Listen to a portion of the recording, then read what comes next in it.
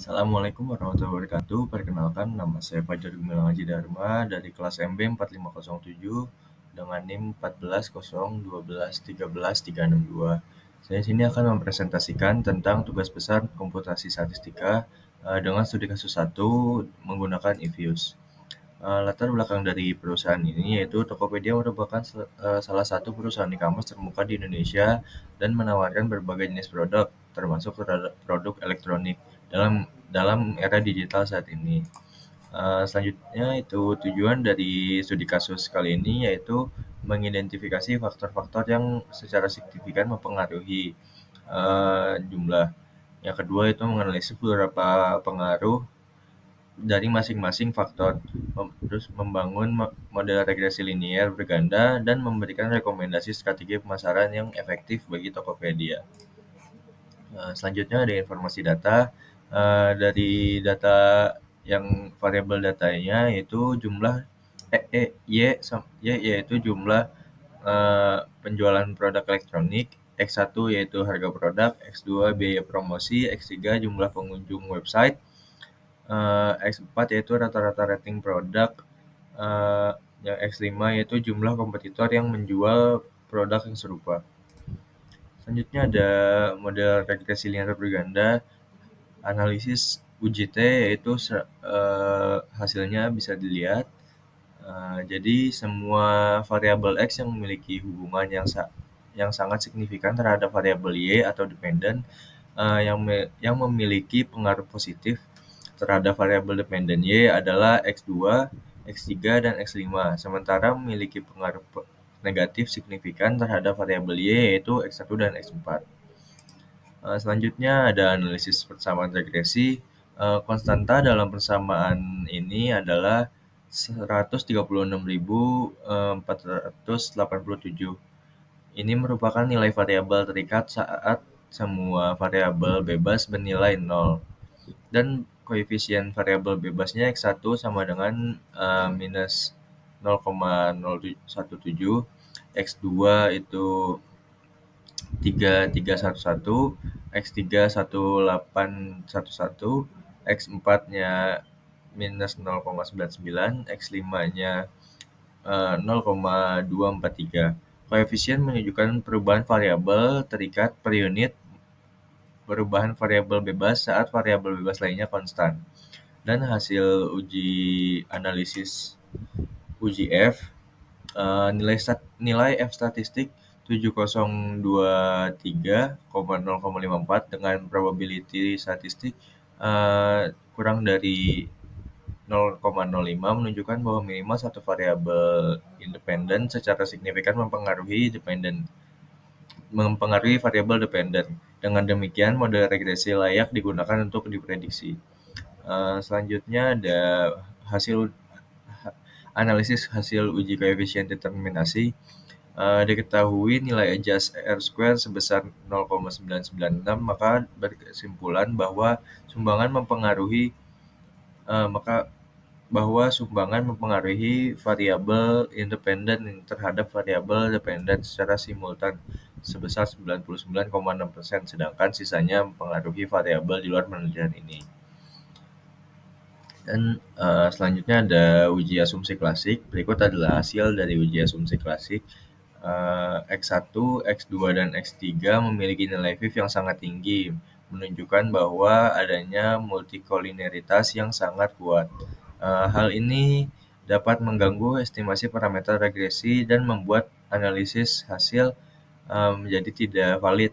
X4 dan X5 memiliki nilai VIF dalam batas yang dapat diterima, menunjukkan tidak ada multikolineritas yang mengkhawatirkan untuk variabel ini. Dan selanjutnya ada uji normalitas. Berdasarkan hasil uji normalitas Jarkubera dengan penilaian p-value sebesar 0,035849, kita dapat menyimpulkan bahwa rata-rata hasil residual ini tidak sepenuhnya mengikuti distribusi normal pada peningkatan signifikan 5%. Hal ini diperkuat dengan nilai kurtosis yang menunjukkan adanya keruncingan yang lebih dari normal. Selanjutnya ada hasil uji Kedasticity. Berdasarkan hasil uji White, kita dapat menyimpulkan bahwa uh, terdapat bukti kuat untuk menolak hipotesis nol homoskedastisitas. Dengan kata lain, model regresi yang diuji menunjukkan adanya hasil heteroskedasitisitas. Dan selanjutnya ada uji autokorelasi. Berdasarkan hasil uji branch Godfrey, kita dapat menyimpulkan bahwa terdapat bukti untuk menolak hipotesis nol. Tidak adanya autokorelasi. Dengan kata lain, model regresi yang diuji itu menunjukkan adanya autokorelasi hingga lag 2. Dan ini selanjutnya ada analisis hasil. Dari analisis hasil uji T itu variabel X1 memiliki pengaruh negatif dan signifikan terhadap variabel dependent atau Y yang dapat mewakili penjualan atau keuntungan. Variabel X2, X3, dan X5 itu memiliki pengaruh positif dan signifikan terhadap variabel dependent. Dan variabel X4 memiliki pengaruh negatif dan signifikan terhadap variabel dependent.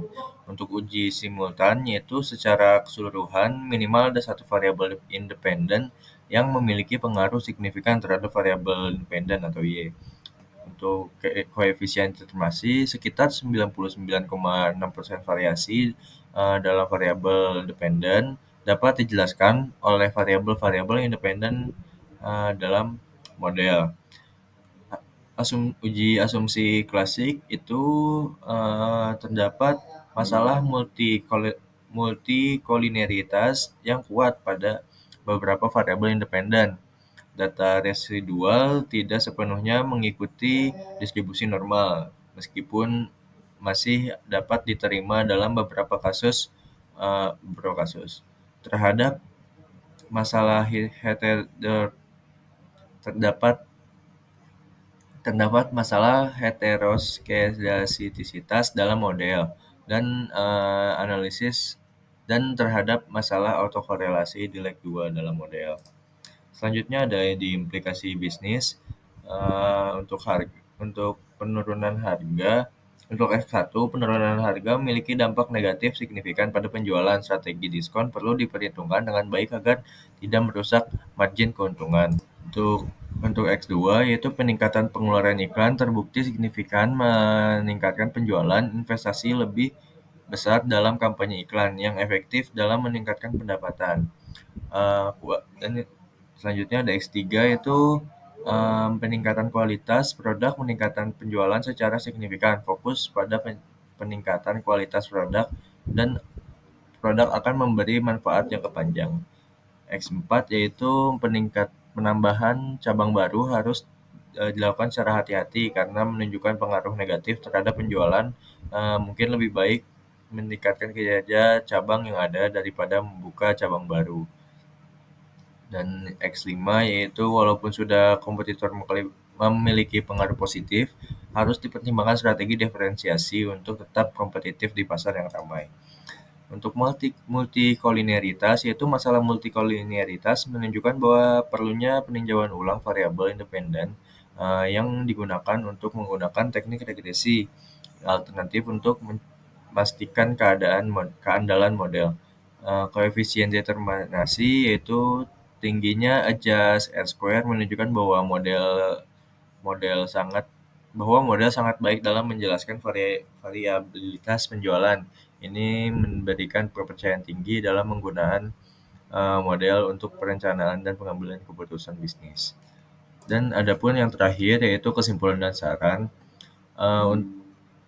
Berdasarkan hasil analisis yang dalam studi kasus kali ini, ada beberapa kesimpulan utama, yaitu hasil uji Jarke-Bera menunjukkan bahwa data residual tidak sepenuhnya mengikuti distribusi normal dengan nilai p-value sebesar 0,035894 dan Uji White menunjukkan bahwa adanya heterokedasitisitas dalam model regresi F dengan nilai F statistik sebesar 2,559851 dan p-value 0,0012.